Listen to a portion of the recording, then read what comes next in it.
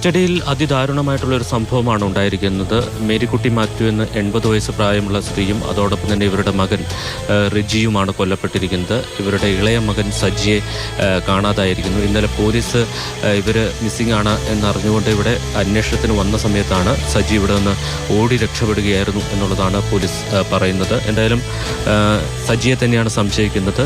നമ്മൾ ഈ കാണുന്ന ഈ പ്രദേശത്ത് ഇവിടെയാണ് കുഴിയെടുത്ത് ഈ 2 മൃതദേഹങ്ങളും കുഴിച്ചിട്ടിരുന്നത്.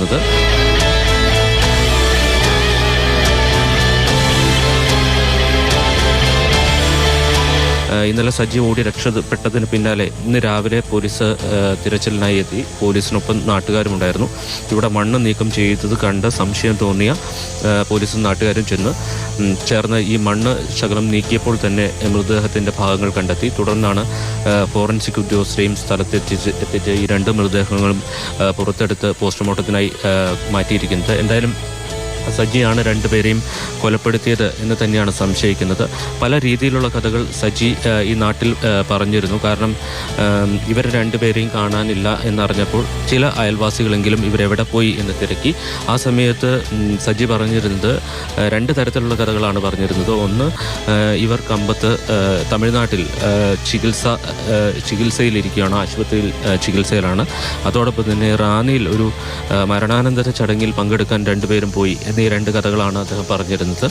അതിനുശേഷം നാട്ടുകാരോട് മറ്റൊരു കഥ കൂടി ഇയാൾ പറഞ്ഞിരുന്നു. 10-ാം തീയതി തൻ്റെ കല്യാണമാണ് എന്ന് പറയുക മാത്രമല്ല, സമീപത്തുള്ള വീടുകളിലൊക്കെ ചെന്ന് നെടുങ്കണ്ടത്തെ ഒരു പള്ളിയിൽ വെച്ച് വിവാഹം നടക്കുന്നു, എല്ലാവരും വരണമെന്ന് ക്ഷണിക്കുകയും ചെയ്തിരുന്നു എന്നുള്ളതാണ് നാട്ടുകാർ പറയുന്നത്. ഇവർ ഇടയ്ക്ക് ഇങ്ങനെ ചെറിയ അങ്ങോട്ടും ഇങ്ങോട്ടും അഭിപ്രായ വ്യത്യാസങ്ങൾ വഴക്കൊക്കെ ഉണ്ടാകാറുണ്ട് പരസ്പരം.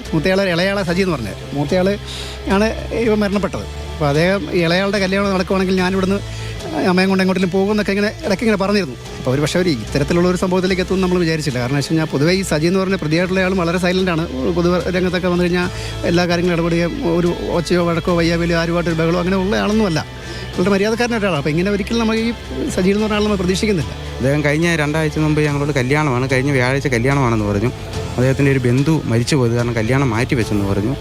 അത് കഴിഞ്ഞിട്ട് ഈ വ്യാഴാഴ്ച കല്യാണമാണ്. 500 പേരെ വിളിച്ചിട്ടുണ്ട്. നെടുങ്കണ്ടം ഓർത്തഡോക്സ് പള്ളിയിൽ വെച്ചാണ് വിവാഹം എന്നൊക്കെ പറഞ്ഞു. അപ്പോൾ ഞങ്ങൾ ഈ പള്ളിയുടെ കമ്മിറ്റിക്കാരുമൊക്കെ ആയിട്ട് ആലോചിച്ച് കഴിഞ്ഞപ്പോഴത്തേക്കും ഞങ്ങൾ ചോദിച്ചു കഴിഞ്ഞപ്പോൾ അവർ പറഞ്ഞു അങ്ങനെ ഒരു സംഭവം ഇവിടെയില്ല, ഒരു കല്യാണത്തിൻ്റെ കാര്യമൊന്നും ആരോടും പറഞ്ഞിട്ടില്ല എന്നാണ് പറഞ്ഞത്. അതിൻ്റെ പ്രകാരം വീണ്ടും അന്വേഷണമായിട്ട് പോലീസ് രാവിലെ വരികയും നാട്ടുകാരെ എല്ലാം കൂട്ടി ഇവിടെ വന്നിട്ട് ഇവിടെ ഇങ്ങനെ ഒരു അന്വേഷണം നടത്തി മാന്തി നോക്കി കഴിഞ്ഞപ്പോഴാണ് ഒരു മൃതദേഹത്തിൻ്റെ കാലും അതിൻ്റെ അവശിഷ്ട ഭാഗങ്ങളും എല്ലാം കൂടെ കണ്ടെടുക്കുന്നത്. അതിനൊരു ബാക്കി ഇപ്പോൾ 2 പേരെയും കിട്ടിയിട്ടുണ്ട്. ഇത് സംബന്ധിച്ച് പോലീസിന് കൃത്യമായ ഒരു പരാതി ലഭിച്ചിരുന്നു. അത് സജിയുടെ സഹോദരിയാണ് ഇത് സംബന്ധിച്ച് പരാതി നൽകിയത് എന്നുള്ളതാണ്. ആ പരാതിയുടെ അടിസ്ഥാനത്തിലാണ് പോലീസ് അന്വേഷണം ആരംഭിച്ചത്. ഇവിടെ അയൽവാസിയായിട്ടുള്ള ഒരു പോലീസ് ഉദ്യോഗസ്ഥൻ ഇവിടെ വരുമ്പോൾ സജി ഒരു വലിയ ബാഗുമായി അവിടെ വഴിയരികിൽ നിൽക്കുന്നുണ്ടായിരുന്നു. എങ്ങോട്ട് പോവുകയാണ് എന്ന് ചോദിച്ചപ്പോൾ തമിഴ്നാട്ടിൽ അമ്മയും സഹോദരനും ചികിത്സയിലാണ്, അവർ ഡിസ്ചാർജ് ആകും ഇന്ന്, അതുകൊണ്ട് അവരെ കൂട്ടാൻ പോവുകയാണ് എന്നുള്ളതാണ് പറഞ്ഞിരുന്നത്. ഇതിന് പിന്നാലെയാണ് പോലീസ് ജീപ്പ് എത്തുന്നത്. പോലീസ് ജീപ്പ് വരുന്നത് കണ്ടതിന് പിന്നാലെ സജി ഈ വീടിൻ്റെ പിൻവശത്തുള്ള വലിയ മലയ്ക്ക് മുകളിലേക്ക് ഓടിപ്പോയി എന്നുള്ളതാണ് പറയുന്നത്. അതിനുശേഷം നാട്ടുകാരും പോലീസും ചേർന്ന് തിരച്ചിൽ നടത്തിയെങ്കിലും ഇയാളെ കണ്ടെത്താൻ കഴിഞ്ഞിട്ടില്ല. ഈ മലയ്ക്ക് അപ്പുറത്തേക്ക് കടന്നു കഴിഞ്ഞാൽ ഒരുപക്ഷെ അയാൾക്ക് തമിഴ്നാട്ടിലേക്ക് കടക്കാൻ കഴിയും. ഇവിടെ ഇത് കേരള തമിഴ്നാട് അതിർത്തിയാണ്.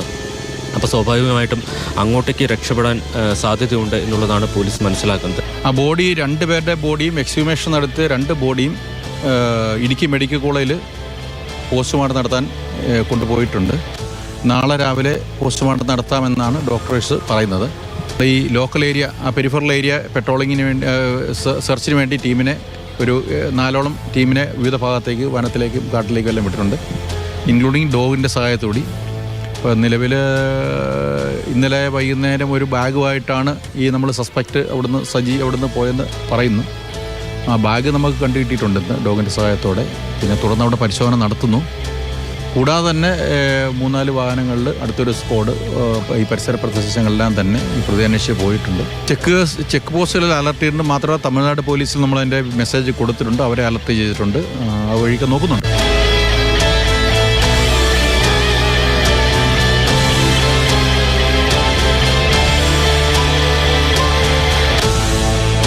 ശാസ്ത്രീയ പരിശോധനയ്ക്ക് ശേഷം മാത്രമേ കൊല്ലപ്പെട്ടത് മേരിക്കുട്ടിയും അതോടൊപ്പം തന്നെ റിജിയുമാണ് എന്ന് ഉറപ്പിക്കാനും കഴിയൂ. എന്തായാലും പ്രാഥമികമായിട്ടുള്ള വിലയിരുത്തൽ ഇവർ രണ്ടുപേരും തന്നെയാണ് കൊല്ലപ്പെട്ടത് എന്ന് തന്നെയാണ്. ഇതോടൊപ്പം തന്നെ നാട്ടുകാർ ചൂണ്ടിക്കാട്ടുന്ന മറ്റൊരു കാര്യം, ഏതാണ്ട് 8 വർഷങ്ങൾക്ക് മുമ്പ് മേരിക്കുട്ടിയുടെ ഭർത്താവിനെ ഇത് സമാനമായ രീതിയിൽ തന്നെ കാണാതായിരുന്നു. അന്ന് പോലീസ് ചില അന്വേഷണങ്ങളൊക്കെ നടത്തിയിരുന്നെങ്കിലും ഇതുവരെ അദ്ദേഹത്തെക്കുറിച്ച് ഒരു വിവരവും പോലീസിന് ലഭിച്ചിട്ടില്ല. ഒരു പക്ഷേ മേരിക്കുട്ടിക്കും റിജിക്കും സമാനമായ രീതിയിൽ ഈ മേരിക്കുട്ടിയുടെ ഭർത്താവും വർഷങ്ങൾക്ക് മുമ്പ് കൊല്ലപ്പെട്ടിരിക്കാമെന്നൊരു സംശയം നാട്ടുകാർ പറയുന്നുണ്ട്. അവർ ഈ പറമ്പിൽ എവിടെയെങ്കിലും ആ മൃതദേഹം കുഴിച്ചിട്ടിരിക്കാനുള്ള സാധ്യതയാണ് ചൂണ്ടിക്കാട്ടുന്നത്. എന്തായാലും പോലീസിന് മുന്നിൽ ഈ വിവരം കൂടിയുണ്ട്. പോലീസ് ഇതുമായി ബന്ധപ്പെട്ട കാര്യങ്ങൾ കൂടി പരിശോധിക്കും എന്നാണ് കരുതുന്നത്. എന്തായാലും സജിയെ ലഭിച്ചാൽ മാത്രമേ, സജിയെ പിടികൂടി ചോദ്യം ചെയ്താൽ മാത്രമേ എന്താണ് നടന്നത് എന്നതടക്കമുള്ള കാര്യങ്ങളിൽ വ്യക്തത വരൂ. ഈ കൊലയിലേക്ക് സജിയെ പ്രേരിപ്പിച്ചത് എന്താണ് എന്ന കാര്യം കൃത്യമായി ലഭ്യമാകണമെങ്കിൽ അത് സജിയിൽ നിന്ന് മാത്രമേ ലഭിക്കൂ. ഇവർ തമ്മിൽ ഈ ചേട്ടന്മാർ തമ്മിൽ അത്ര സ്നേഹത്തിലുള്ളവരല്ല, അല്ലല്ലേ, അങ്ങനെയുള്ളവരല്ല. പൊതുവെ ജനങ്ങളുമായിട്ട് വലിയൊരു ബന്ധപ്പാടില്ല. ആരുമായിട്ടും ഒരു കണക്ഷനോ അല്ലെങ്കിൽ വരുവോ പോവുകയോ ഒന്നും ചെയ്യുന്ന ഒരാൾക്കാരല്ല. ഇവരുടെ വീടുമായിട്ടൊന്നും ആർക്കും ബന്ധമില്ല. അപ്പോൾ കഴിഞ്ഞ ഒരു 15 ദിവസം ഇലക്ഷൻ്റെ 10-ാം തീയതി ഈ പുള്ളി ബാത്റൂമിൽ വീണമെന്ന് പറഞ്ഞ് ദേഹത്തൊക്കെ ഒരു പരിക്കും കയ്യിലൊക്കെ ഒരു കെട്ടുമായിട്ടൊക്കെ നടക്കുക. അപ്പോൾ ഞങ്ങൾ കെട്ടെന്ന് കാണിക്കുക, അല്ലെങ്കിൽ 18 സ്റ്റിച്ചുണ്ടെന്ന് പറഞ്ഞ് കാണിക്കാൻ പറഞ്ഞൊന്നും പുള്ളി കാണിച്ചില്ല. സജി വിവാഹം കഴിക്കുകയാണെങ്കിൽ താനും അമ്മയും ഇവിടെ നിന്ന് മാറും, അല്ലെങ്കിൽ ഇവിടെ നിന്ന് പോകും എന്ന് റിജി പലരോടും പറഞ്ഞിട്ടുണ്ട്. അങ്ങനെ ഇവർ തമ്മിൽ ഇതുമായി ബന്ധപ്പെട്ട് ചില തർക്കങ്ങളുണ്ടായിരുന്നു. കൂടാതെ മദ്യപിച്ചതിന് ശേഷവും പലപ്പോഴും തർക്കങ്ങൾ ഉണ്ടാകാറുണ്ട് എന്നുള്ളതാണ് പ്രദേശവാസികൾ പറയുന്നത്. സ്വാഭാവികമായും അത്തരമൊരു സംഘർഷത്തിലായിരിക്കാം ഈ കൊലപാതകങ്ങൾ നടന്നത് എന്നുള്ളതാണ് മനസ്സിലാക്കുന്നത്. ഇപ്പോൾ ചില അനുമാനങ്ങൾ മാത്രമാണുള്ളത്.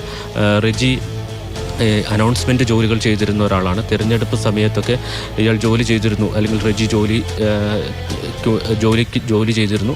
റെജിയെ കണ്ടവരുണ്ട്. അതിനുശേഷമാണ് കൊലപാതകങ്ങൾ നടന്നത് എന്നാണ് കരുതുന്നത്. എന്തായാലും സജിയെ ചോദ്യം ചെയ്താൽ മാത്രമേ ഇത് സംബന്ധിച്ച് കൃത്യമായിട്ടുള്ള വിവരങ്ങൾ ലഭ്യമാകൂ. സജി ഉടൻ പിടിയിലാകും എന്നാണ് പ്രതീക്ഷിക്കുന്നത്.